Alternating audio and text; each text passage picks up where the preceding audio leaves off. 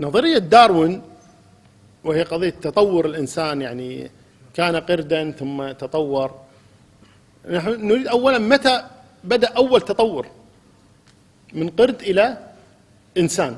متى بدأ وليش توقف؟ ليش توقف؟ يعني ليش الآن القردة الثانيين ما صاروا أوادم يعني بعد؟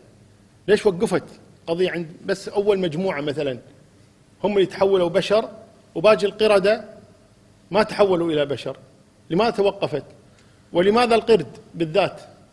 طيب، وقبل أن يكون القرد طيب الإنسان التطور هذا له، طيب لماذا توقف الآن؟ لماذا لا يستمر التطور إلى ما لا نهاية؟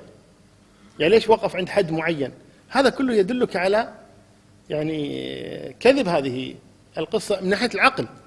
أما من ناحية الشرع فلا شك أن الله سبحانه وتعالى يقول لقد خلقنا الإنسان في أحسن تقويم، خلق ابتداء في أحسن تقويم.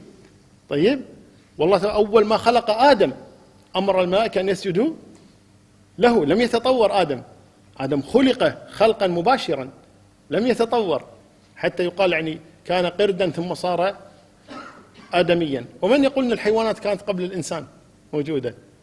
هذا كل كلام ما له أي دليل أبدا، كلام فاضي ما له أي قيمة.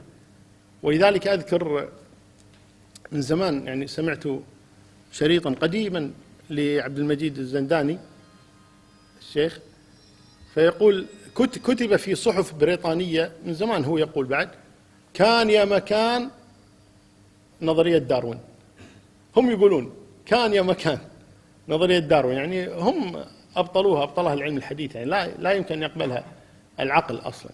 فلا شك أنها تخالف الشرع، لا شك.